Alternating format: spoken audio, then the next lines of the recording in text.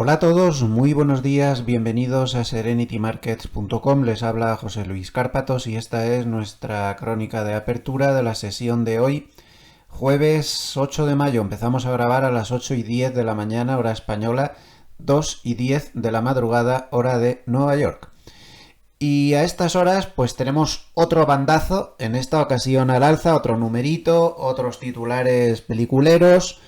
Y así vamos, este mercado es completamente imprevisible y sigue guiándose pues de una manera muy exagerada, reaccionando muy visceralmente a cualquier cosa que diga Trump, que diga Besen, que pase una mosca volando, automáticamente tenemos un bandazo. Y resulta ya bastante chocante con la de meses que lleva la nueva administración en el poder, que nos acostumbre el mercado a valorar un poco las cosas y no a reaccionar de esta manera tan visceral, pero es lo que hay, el mercado manda y es el que siempre tiene razón. Así que nuevo bandazo al alza, vamos a ocuparnos a explicar qué pasa ahora. Más 0,63% el SP500 hasta 5.687, más 0,93% el Nasdaq, más 0,80% el Russell. Fíjense en el torturado gráfico de 5 minutos del SP500, esto es sin el nocturno, vamos a poner el nocturno, porque hoy ha habido mucho movimiento en él. Como ven, en lugar de cotizar parece que sortea. Bueno, ahora comentaremos todos estos bandazos que pasaron ayer por la noche y de repente habría que hablar de este último bandazo a las 10 menos 20 de la noche hora española se debió a que Trump apareció diciendo que lo dijo de una manera que el mercado entendió que había quitado los aranceles para los chips de inteligencia artificial. Entonces la reacción fue brutal. Pasó de 5.612 el SP500 a 5.675 en muy pocos minutos. Pero entonces el mercado se dio cuenta de que no era nada de eso, de lo que se había dicho. Y como ven, se retrocedió mucho y volvió a bajar otra vez hasta la zona 5.638. Porque no era eso, no era que estuviera quitando los aranceles a la inteligencia artificial, sino que no ponía en vigor una regla que había preparado Biden en el tema de control de exportaciones de inteligencia artificial, pero no suponía para nada ni una liberalización, ni que se quitaran las restricciones en China, ni nada de todo esto. Lo que pasa es que están trabajando en una nueva regla para controlar todas esas cosas y ya está. Entonces, bueno, pues sí que fue algo positivo, pero ligeramente positivo, pero no para esta reacción tan exagerada.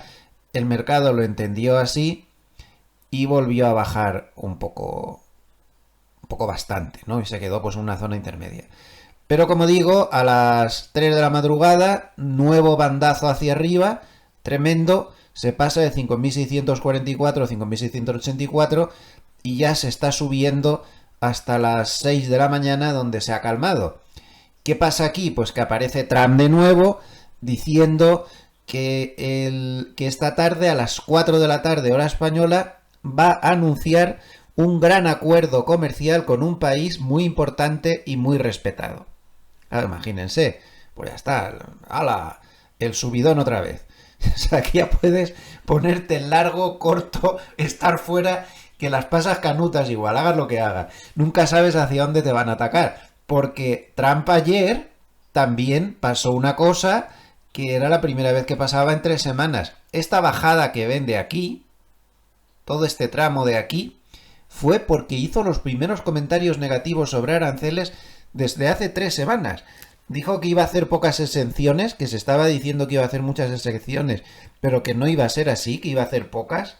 Y también dijo que no estaba dispuesto a bajar los aranceles del 145 o del 160, no sé ya ni dónde están, con China, antes de que empezaran las negociaciones. Esas negociaciones light y descafeinadas que van a tener este fin de semana en Suiza, donde va a ser un principio del principio del principio del inicio de las conversaciones.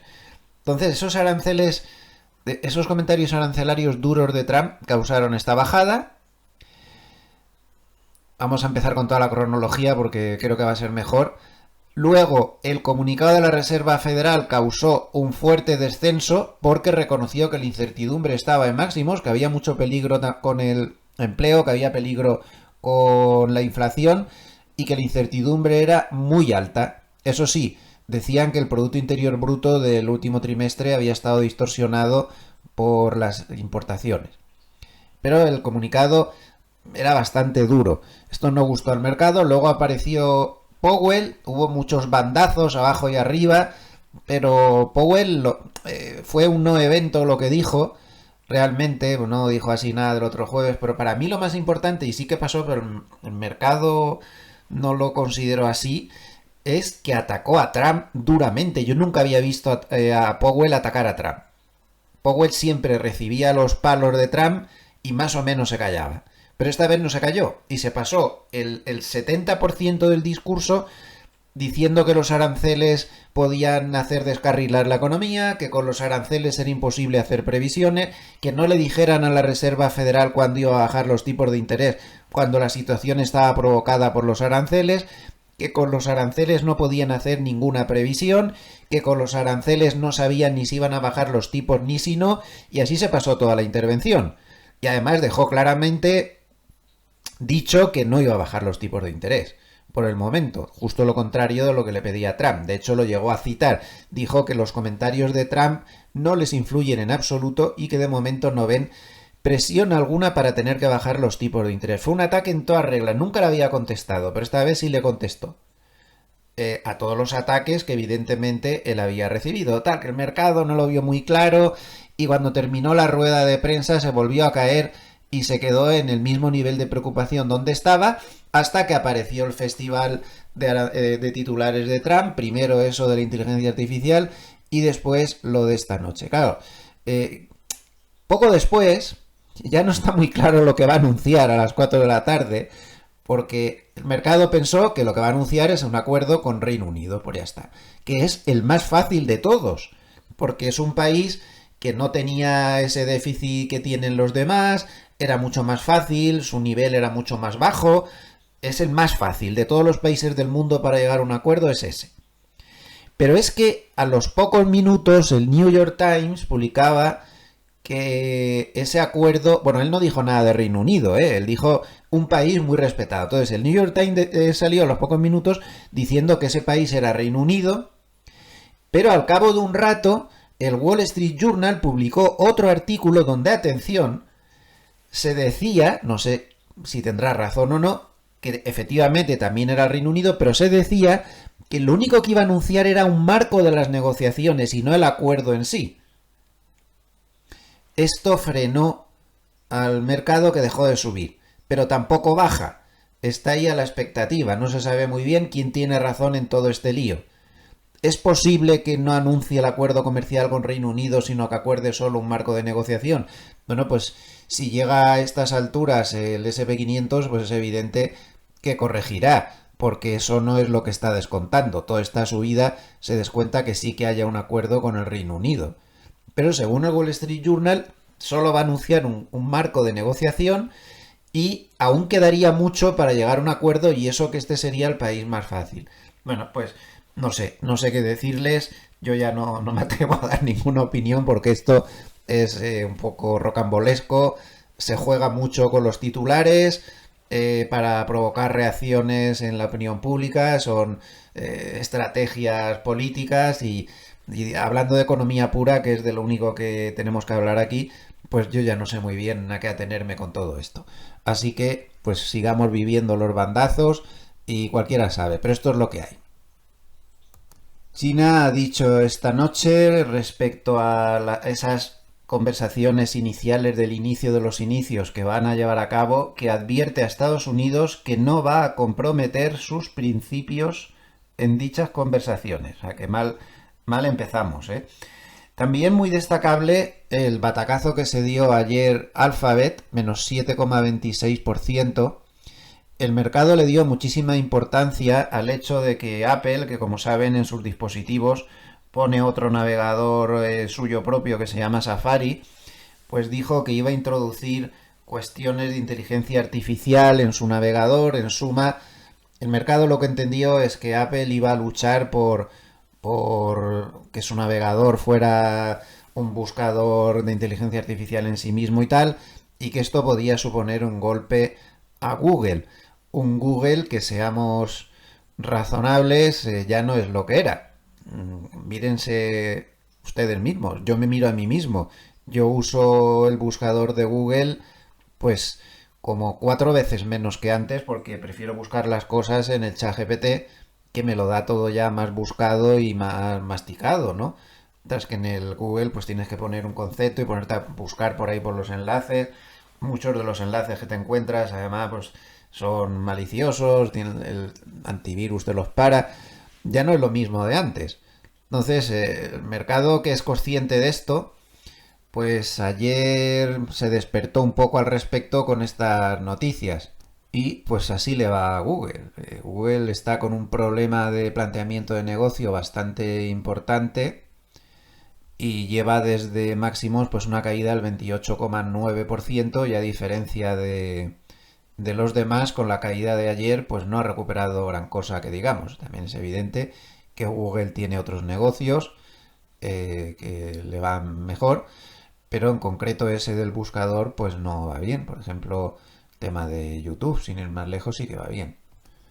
Hoy tendremos la reunión del Banco de Inglaterra, se espera que bajen 25 puntos básicos. La noche en Asia ha sido positiva, el Nikkei ha subido 0,48% y la bolsa china ha subido un 0, o está subiendo un 0,50%. Vamos con el repaso del tablero, con algunas cosas más. El DAX sube 0,45%, el Eurostoxx 50 0,60%, el IBEX 0,30%. En divisas el único movimiento importante es el euro contra el dólar, que baja bastante, 0,42% hasta 1,1315.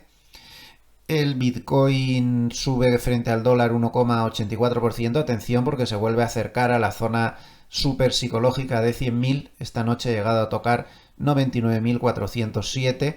Los bonos, pues bastante tranquilos. La rentabilidad del bono americano a 10 años está muy estable desde hace ya varios días en la zona del 4,30%. Y de momento, pues por ahí sigue, sin mayores problemas. El oro baja 1,34% hasta 3.346 y el petróleo sube 0,22% hasta 58,20. Desde el punto de vista técnico no hay grandes cambios en el gráfico del spot. De momento está funcionando bien como soporte la media de 50, por lo tanto ahí tenemos el soporte clave, zona 5.560. Por debajo, cuidado, porque podría acelerar las pérdidas muy claramente y muy rápidamente. Y por arriba pues lo sigue teniendo muy difícil. Zona 5.716 se encuentra con la banda de Mogales superior, 5.740, la media de 200, un poco más arriba la media de 100. No sé, muchas historias tiene que dar de titulares Trump para poder romper todo eso por el momento, ¿eh? No parece nada fácil.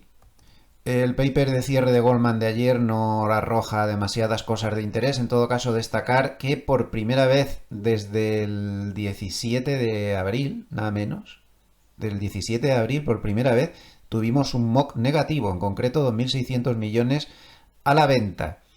El volumen fue de 15.700 millones de acciones negociadas frente a un promedio de 16.400 millones.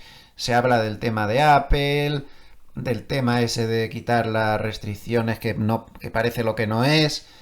Dice que lo de la Reserva Federal fue un no evento y que la actividad en su mesa de trading pues fue baja, 4, una escala de 1 a 10, con los fondos solo largos como vendedores claros.